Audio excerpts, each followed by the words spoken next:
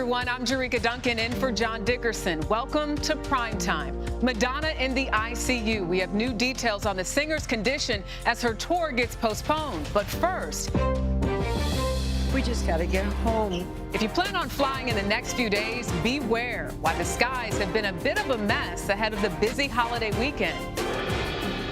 Wildfire smoke from Canada thickens U.S. skies again. We speak with a dermatologist about the threats to your skin.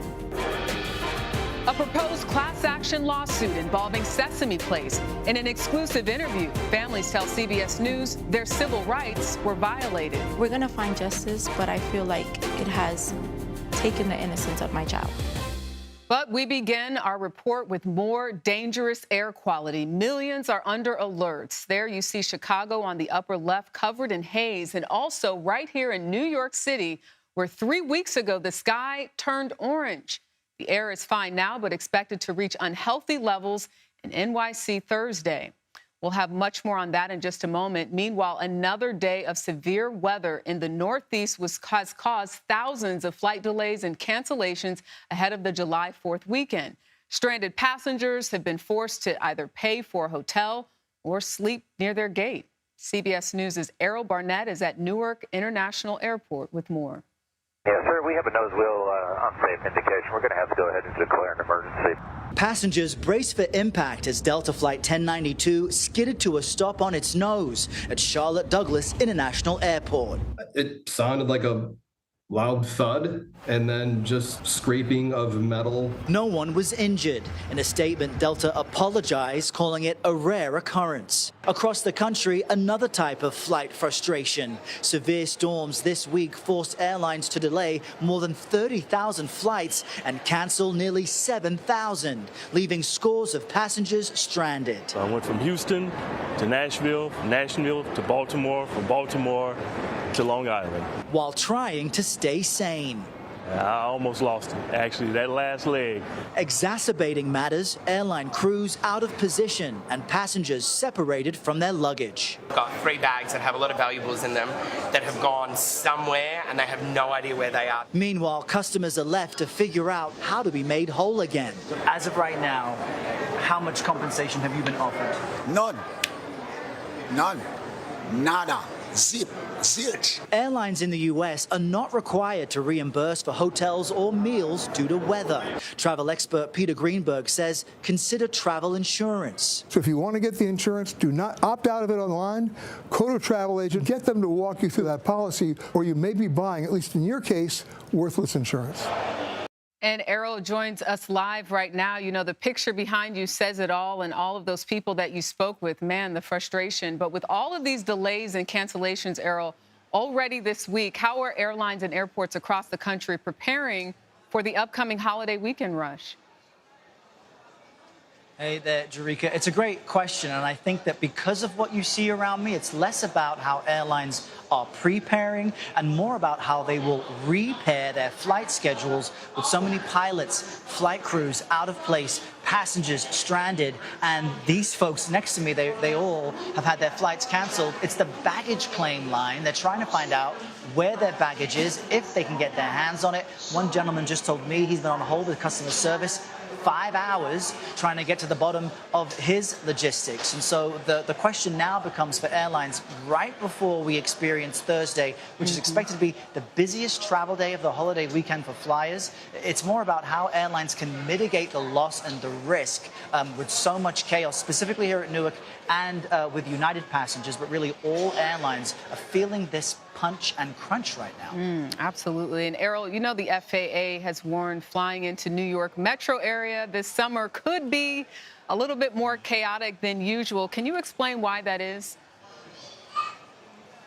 Yeah, I think the FAA is trying to manage expectations. Keep in mind that agency has been without a permanent administrator for a number of years. They're temporary administrators right now. They have had staffing issues at control towers. That has been one component of it reducing its ability to do its job. But they have worked with the airlines to reduce some of the slots into and out of airports and requesting that airlines fly fewer planes that can carry more passengers. Airlines have tried to prepare for this by hiring up during the pandemic. Let's not forget, many of the airlines received billions of dollars of funding from the government during COVID. And now it's all about trying to demonstrate to paying customers, and you know how frustrating it is to try and get somewhere and have the inability of an airline to get you there. It's all about delivering on that contract customers have with the airlines. But just a very stressful moment for everyone. You'll need to bring every ounce of patience you can muster for yourself, your friends, your family, and everyone you've ever known. It will be tough out there. Yeah, you know all about that travel life as well, Errol Barnett, with that important information, too, packing your patience from the Newark Liberty International Airport. Thank you, Errol. Well, in addition to the severe weather, the Northeast is also preparing for another wave of bad air that is currently stuck over the Midwest. Out west, crews have been battling wildfires while millions of Americans in the South have been experiencing triple-digit temperatures. CBS News' Adriana Diaz reports. So this is Detroit, Michigan. Thick smoke is once again choking the Midwest and Northeast. More than 100 million people are under an air quality alert as the haze from those massive wildfires in Canada swallow up parts of the country. My eyes have been watering, my throat has been sore, I've been coughing. Chicago, Detroit, Pittsburgh, and Cleveland have unhealthy air conditions. In the West, the battle is on against wildfires. Elise Preston is in Arizona. Crews are monitoring hot spots in areas like where this burn-scarred hill is. Triple-digit temperatures, dry brush, and these windy conditions have firefighters ready to launch an aerial attack on the Diamond Fire. The wildfire scorched at least 2,500 acres since it began Tuesday afternoon and forced more than 1,000 people to evacuate. I'm very scared because we're in an area that is prone to fire. Across the country, more than 60 million Americans are under heat advisories. Omar Villafranca is in Texas. Water parks and splash pads like this one are busy since temperatures in parts of Texas have been above 100 degrees for 14 straight days. In Houston, roads buckled as highs hit 99 degrees. In Dallas, temperatures outside felt like 115. You want to get started early when it's cooler. Kyle Davis says his roofing business is more dangerous in the summer. So they know when they're not feeling right, something's not right. They need to come down and take a long break. James Horn spent the day installing air conditioners at homes for older people that don't have them. It's very hot in there, multiple in there, so there's a lot of body heat on top of just the house in general, just containing heat. Back here in Chicago, the mayor is asking people to avoid outdoor activities until the air quality improves. For once, we're actually excited that it's going to rain starting tonight, so the air quality should start to improve here in Chicago. But in other parts of the country, like in New York, the air quality health alert remains in effect through Thursday. Jericka? Adriana, thank you. Well, we're tracking some more severe weather across the U.S. For more, here's meteorologist Chris Bruin from the Weather Channel. As we go into the overnight hours tonight, we're really going to have to watch the storms that fire up here in the upper Midwest. They will push into the Ohio River Valley and eventually down into the parts of the South. So Nashville, while it's quiet today, tomorrow we are expecting the risk of severe storms. These could be potent wind-producing storms, and power outages could be quite possible. We'll start it around the afternoon hours, so this will already have gone through most of the state of Illinois, working through southern Indiana, approaching that I-65 corridor from Louisville south. Nashville could see intense storms, and then that whole complex does then want a weekend as it pushes into parts of northern Georgia. We once again will fire storms back up towards the northern plains and upper Midwest as we go into the overnight hours on Thursday and early on Friday morning for yet again another early morning storm start across the Ohio River Valley, even parts of the Appalachians. Meanwhile, the heat staying locked and loaded here from the southern plains, Texas, and then spreading eastward across much of the deep south.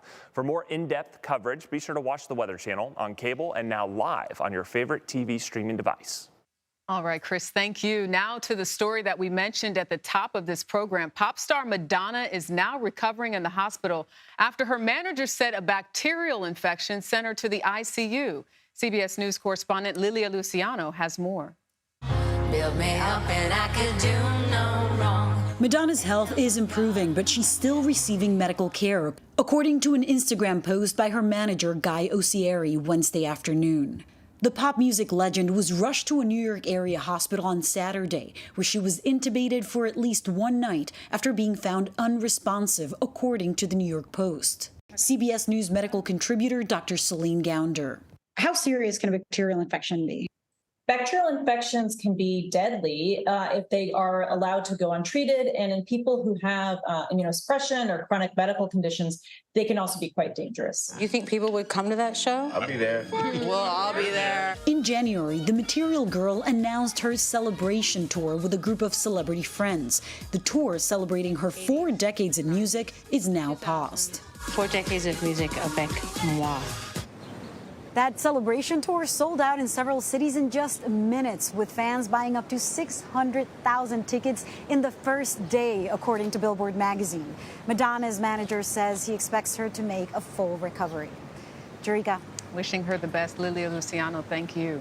Well, the Marine veteran charged in the chokehold death of a man on a New York City subway was arraigned Wednesday. Daniel Penny pleaded not guilty to manslaughter and negligent homicide charges in the death of Jordan Neely. Neely's family says he struggled with homelessness and mental illness. Penny was arrested last month, 11 days after being video shown of him putting Neely in a chokehold. He has maintained that he was acting in self-defense because Neely, he says, was threatening people. Penny faces up to 19 years in prison if convicted on both charges. Well, Georgia Secretary of State Brad Raffensperger spoke with federal prosecutors Wednesday as part of an investigation into efforts to overturn the 2020 election. The probe is led by DOJ Special Counsel Jack Smith. The meeting likely focused on a 2021 phone call between Raffensperger and then-President Trump. In it, Trump was recorded telling Raffensperger to find the votes to reverse Joe Biden's win in Georgia. CBS News chief elections and campaign correspondent Robert Costa joins us now to break it all down for us. Robert, good to see you. What more might prosecutors want to know from Raffensperger that isn't already public information? Jericka, great to be with you. The news here is that this meeting between Raffensperger and federal prosecutors and investigators is occurring at all. For so long, the focus on Georgia has been in the Fulton County investigation being led by the district attorney there, Fani Willis. And she has said for months she expects to announce her charging decision in the Georgia investigation sometime in August. But now we know the special counsel on the federal level, Jack Smith, is interviewing Raffensperger, hearing his side of the story. So that leaves open the possibility that Trump could face an indictment not only in Georgia for his pressuring of election officials in that state, but also on a federal level, because the special counsel has an ongoing investigation on January 6th, even as he conducts that investigation on Trump and his handling of classified records. And speaking on that federal level, a spokesperson for Rudy Giuliani confirmed that he was interviewed by federal prosecutors as part of the same special counsel investigation. How can Giuliani's testimony help prosecutors make sense of this and as they continue really to develop their case? Giuliani, of course, served as Trump's legal advisor during the post-2020 election period, and he was present for so many meetings inside the Oval Office on the phone with Trump in the days before and after January 6, 2021. So if he's being interviewed by federal prosecutors, that's a sign they really want to understand what was Trump saying behind the scenes. Did he ever have criminal intent to try to overturn that election? The federal investigation into efforts to overturn the 2020 election seems to clearly be picking up speed. But at the same time, as you mentioned, that Fulton County DA said a charging decision is imminent in her investigation. So help us understand how these two cases may impact each other and if it seems like you may see conflict as we're looking at both of these and covering them, you know, sort of at the same time. And it's not only those two cases. When we look at the 2024 Republican presidential race, former President Donald Trump already faces a charge in New York for those hush money payments from 2016. A trial looms on the horizon in New York City. He has already been indicted on a federal level for his alleged mishandling of classified materials. That trial also looms on the horizon in Florida. Two more could be coming his way in terms of indictments on the January 6th case being led by the special counsel and in Georgia. So you're looking at a Republican frontrunner who could be facing 4 separate indictments as the primaries heat up early next year. And Robert Costa, we look forward to you staying on top of all of it and making sense of it for us. Thank you. Thank you. Well, presumed human remains found along with some of the debris from the Titan submersible have arrived in Newfoundland, Canada. Photos from the Canadian press show crews unloading pieces of the sub Wednesday. Officials say the vessel imploded on its way to the Titanic wreckage, killing all 5 people on board. The debris field was first discovered last Thursday by a remotely operated vehicle about 1,600 feet from the bow of the ship. The Coast Guard is investigating what exactly caused the implosion. Well, the tragic death of a former NFL quarterback is shining light on the rising number of drownings along the Gulf Coast. At least 11 people, including Ryan Mallett, have died so far this year. We'll take a look at what's been happening and if it's preventable. And as smoke from Canada again blankets parts of this country, we'll ask a dermatologist about the impacts to your skin. You're streaming CBS News Primetime. Stay with us.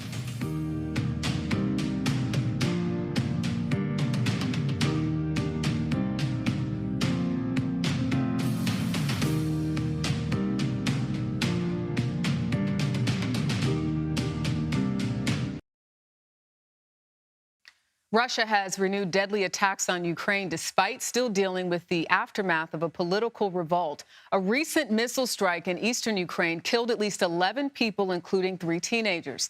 The latest attack is a sign President Putin is not letting internal conflict impact the war. CBS News' foreign correspondent Ian Lee is in Kyiv, Ukraine, with more. The images shocked the world. Wagner troops advancing toward Moscow before turning around. But questions remain surrounding the mercenary boss Yevgeny Prigozhin's failed mutiny. CBS News has learned the U.S. has intelligence that a senior Russian general had advanced knowledge of the mutiny. The Kremlin says these allegations are speculation and gossip. But in Kyiv today, Ukraine's national security chief Alexei Danilov claimed Prigozhin was in league with not 1, but 14 senior Russian military officers. Prigozhin is not an independent person, he tells me. He is owned by high-ranking people in President Putin's inner circle. So Prigozhin does have support in the highest ranks of the Russian military. They are his owners, he says. This is a group of people who have a goal to change the leadership of Russia. Many analysts say President Putin has been weakened by this revolt. Even if he executes the generals who had some sort of part in the mutiny, this will not affect the outcome, he tells me. The wheels are in motion for Putin's demise. The crisis at the top in Russia has so far not trickled down to the battlefield, where yesterday 2 Russian missiles destroyed a pizza restaurant during the evening rush. At least 11 people were killed in the attack, including 14-year-old twins, while dozens more were injured. Tonight, Jericka, President Zelensky announced the detention of a person he says coordinated the attack, adding anybody who helps the Russians destroy life deserves the maximum punishment. Ian Lee reporting from Kyiv. Thank you. Well, protests erupted in the streets of France late Tuesday over the fatal police shooting of a 17-year-old. At least 31 people were arrested during the demonstrations, and there was a heightened police presence in Paris and other cities Wednesday. Police say the teen was killed during a traffic stop.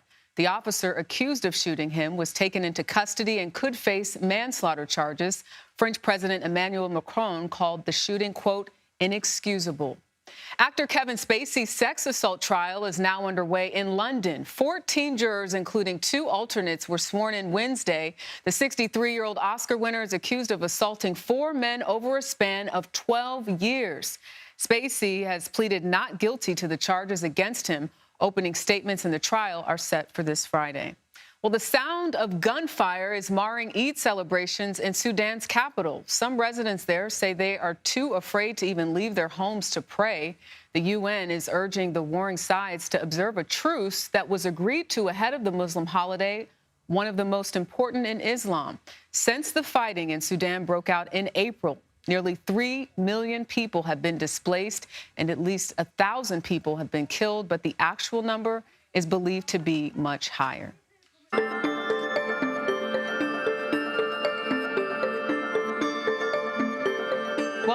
it is the largest organ of the human body, and much like your lungs, it can be damaged by smoke and air pollution. Wildfire smoke from Canada has been drifting into parts of the U.S. this week, with cities like Chicago, Washington, Pittsburgh, and New York affected. And recent studies cited by the American Academy of Dermatology found that smoke like this is associated with an increase in visits for skin conditions like eczema and psoriasis. For more on this, I'm joined by Dr. Cheyenne Cheraglu, a resident dermatologist physician in New York City here. Thank you so much for joining us. First and foremost, as a dermatologist, what has your personal experience been like when the wildfire smoke came to New York earlier this month? Yeah, that was definitely a unique time. Never experienced anything like that before. I think if anything, we saw fewer patients during that time because a lot of people were staying away from going outside as much as they could. But it was definitely a unique experience. And then as far as when the smoke cleared, so to speak, did you see an uptick of people complaining about different things with their skin? You know, just help us understand how this pollution could interact with your skin. It's hard to say from personal experience because things like this are usually better assessed at a larger scale. But we know that pollution can damage the skin by a lot of the same mechanisms that UV radiation can. And that's by generating reactive oxygen species that can cause premature aging of the skin, can exacerbate underlying skin conditions like eczema or other inflammatory skin conditions. And so especially for patients with compromised skin barriers, like those with eczema or older patients who already have fewer lipids in their skin layer, it can get more burdensome for them and cause more problems. And I don't think a lot of people think of it as this major organ and something that you have to be really careful about protecting. But how can people protect their skin from smoke and air pollution? Definitely. I mean, your skin is one of your first line defenses against the environment. And that's every day, even when there isn't pollution out there. I think when the pollution is there, it's even more important to consider that you have a strong barrier protection. And that means moisturizing your skin regularly. Of course, you can't forget your sunscreen. Just because it's cloudy or because there's pollution doesn't mean that the sun's UV can't penetrate down and reach you. And of course, making sure that if you don't need to be outside, if you do have one of these conditions that does compromise your skin barrier, maybe better to avoid doing so when pollution levels are as high as they were a couple of weeks ago back here in New York City. And how do you repair the damage, so to speak, when the damage has already been done to our skin because of the smoke and all of these things that we're talking about today? Right. Well, number one, for most things with your skin, it's prevention. It's having the barrier protection on there, making sure you're moisturizing. There are some other products that can help with this. You can use topical antioxidant serums like vitamin C serums or vitamin E serums. These help to scavenge those reactive oxygen species up and help prevent some of that damage from occurring in the first place. All right. Well, we appreciate the help and those tips, Dr. Cheyenne Cheraglu. We appreciate your time. Thank you. Thank you for having me. Well, the nation's biggest banks were put to the test on Wednesday. We'll tell you how they did in a year that's already seen the failure of 3 regional banks. We'll ask an expert what concerns regulators might have. Stay with us. You're streaming CBS News Primetime.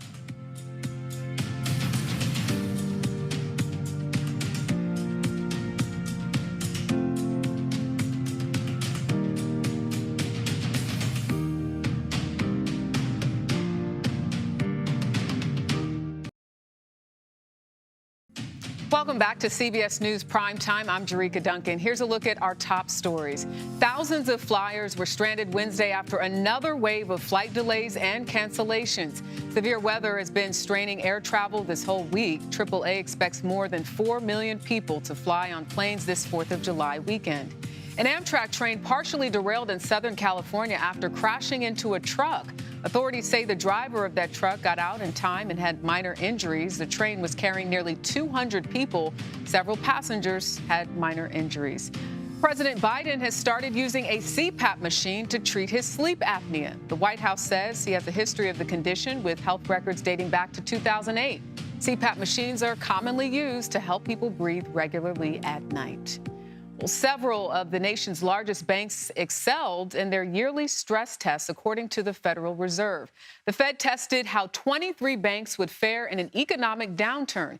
Each of those banks has more than $100 billion in assets. The Fed determined they all had enough capital on hand to survive a recession or market shock. That sounds like some good news. Well, Lori Bettinger joins me now for more to break it all down. She's the president of Bank Alliance, a network of community banks. Lori was also the director of the Troubled Asset Relief Program, or TARP, during the Obama administration. Lori, thank you for joining us. You know, the Fed is testing these banks on what types of economic shocks exactly?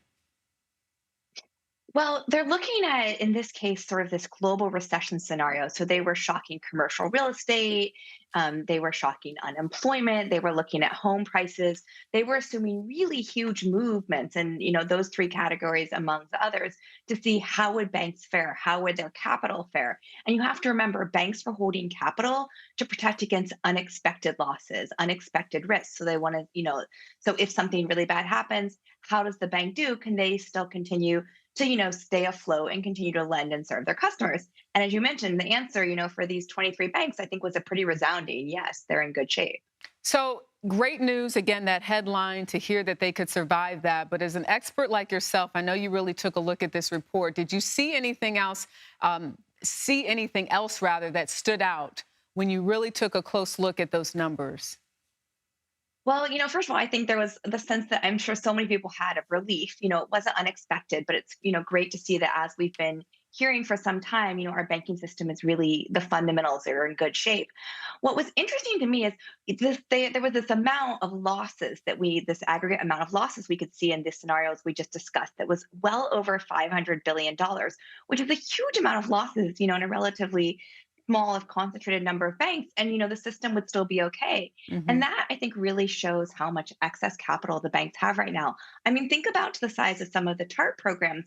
And it was really that financial crisis in 2008, 2009 that this idea for stress tests came out of, and that was sort of what set us on this path of stress testing. I mean, the whole bank original capital purchase program was just over 700 billion, and now we're saying banks can lose almost 550 billion, and the system is still okay. So I think it really shows how far we've come in terms of, the bank capitalization, even if, in this case, we're just talking about the largest banks. Mm-hmm. And Lori, as you know, we're just 2 months shy since the last 3 major regional banks failed. Right. Under the current rules, those banks would not have been subject to yearly stress testing. But should the Fed reconsider those rules? Well, I think we've heard a lot from the Fed recently, in various reports saying they want to look about, whether it makes sense to exempt some banks, that are larger, this sort of, these mid-sized regionals from the annual stress tests as opposed to every other year. Those rules were changed just a few years ago. But I think it's really important to point out that even if banks aren't, necessarily required to be part of this, sort of large round of stress tests, so many of them are still doing stress tests on their own. It's just a part of their regular risk management. That includes the regional banks, and also community banks of all sizes spend a lot of time, stressing their portfolios, different parts of their businesses in different ways. They want to know how they would do in these scenarios. They want to make sure that they're there to serve their communities. So even if the regulators might not be requiring it in such a public way, I think it's fair to assume that, responsible banks of all sizes are constantly stressing their portfolios to make sure that they remain stable. All right. Lori Bettinger for us with some good news. Thank you. Thank you. Well, a judge is allowing a lawsuit against Sesame Place to move forward. You may recall 1 year ago, a mother's video there went viral after she posted it on Instagram, claiming her daughter and niece were ignored by a character at the theme park located outside of Philadelphia. Well, the video sparked complaints from other parents who said they experienced something similar.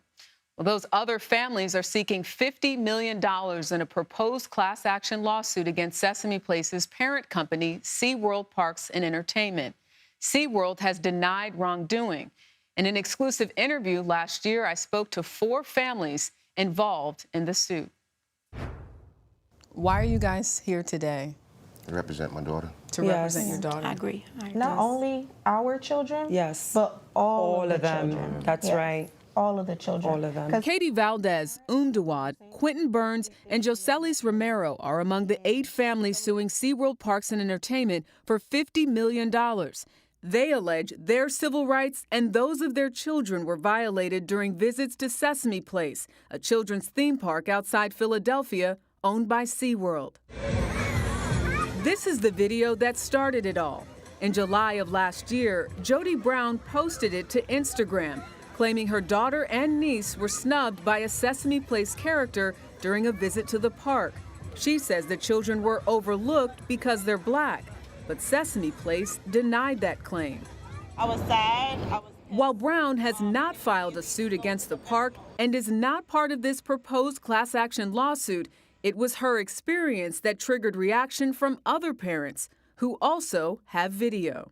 When I saw the video, it was an aha moment for me. Really? Because for so many years, I've just kind of like brushed it off. Why is it that my children never once received a hug, never once received a high five Maybe next time. from any of the characters? Mommy, say hi to him.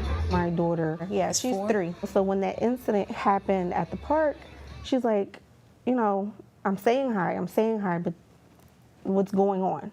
So I just told her, maybe next time, baby. I couldn't explain to my 5-year-old or what happened to her because she wouldn't have understood. Did she ask you? The only thing she said was, Daddy, why didn't they give me a high five? And, I'm like, I don't know, let's try it again. What makes you all sure that this is racism? The children next to my daughter, they looked completely opposite of my daughter, and she was denied several times, different characters. When I seen 2 white kids sitting right here on each side of her, my daughter was right in the middle, and he just gave him a high five, skipped her, gave him a high five. He was standing up, and another white little kid high five and kept going while my daughter was reaching out. And he just kept on going. We were this close to the other families. High-fived this family, skipped over her. If it wasn't racism, what was it? Attorneys Malcolm Ruff and William H. Murphy Jr. represent the families. How do you prove it's discrimination? By the pattern.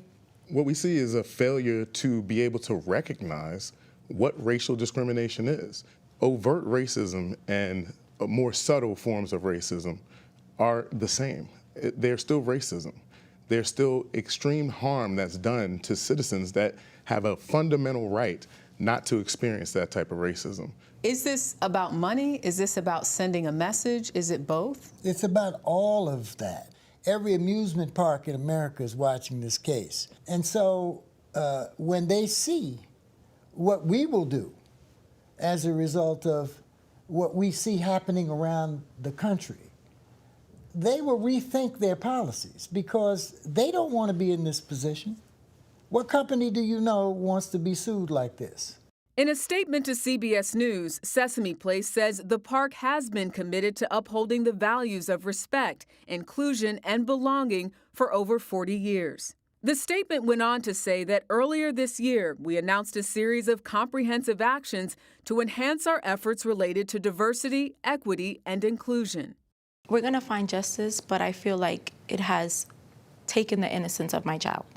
So they can give us even $1 billion. That's not going to bring back my daughter's innocence.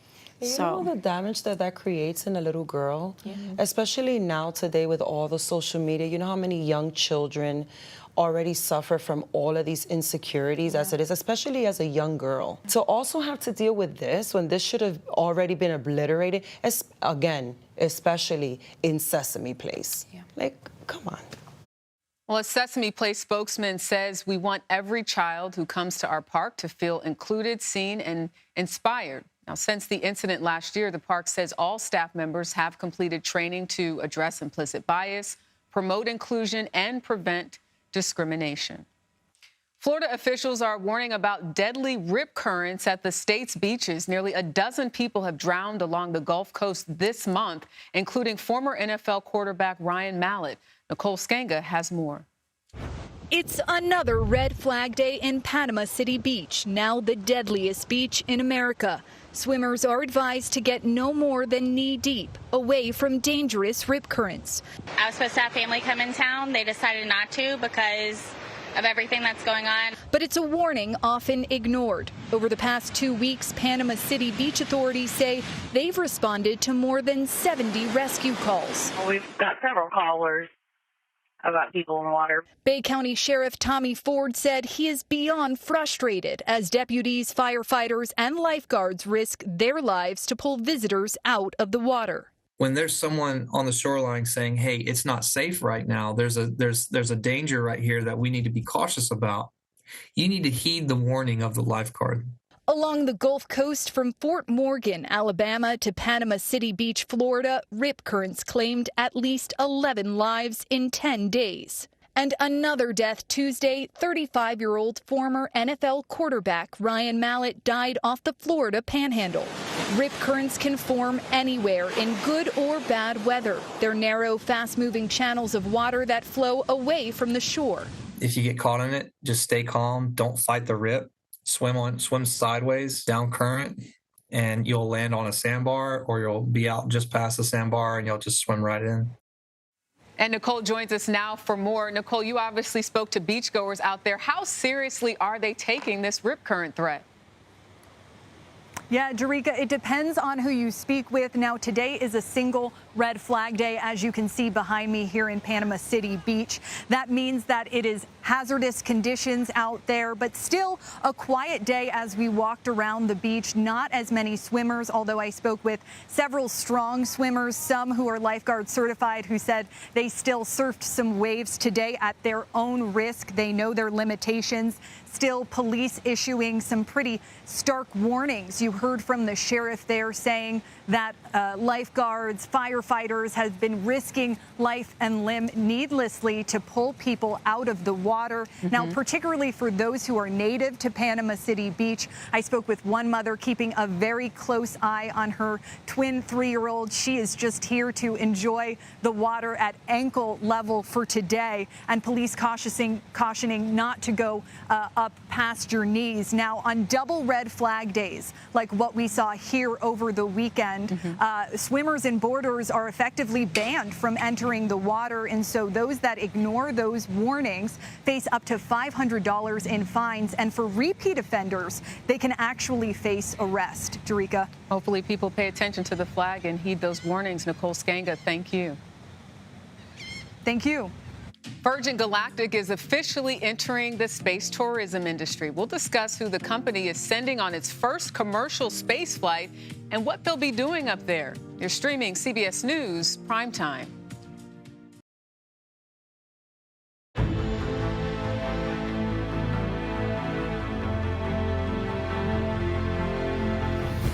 Virgin Galactic will be sending its first commercial flight to space on Thursday. The Italy-based crew will take a 90-minute journey. They will blast off from New Mexico and reach an altitude of 55 miles.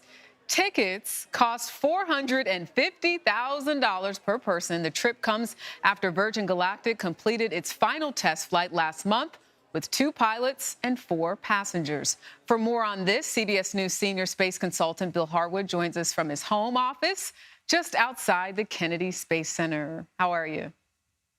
Very good. Glad to be here. Good to see you. Well, walk us through what the day is going to look like on Thursday. Well, it's going to be an exciting flight for Virgin. You know, they've been trying to get this together for the last several years. As you mentioned, they had a final checkout flight back on May 25th. To get ready for this flight, and now they're ready to launch 3 Italians that are sponsored by the Italian government, 2 Air Force officers and a representative of the Italian National Research Council.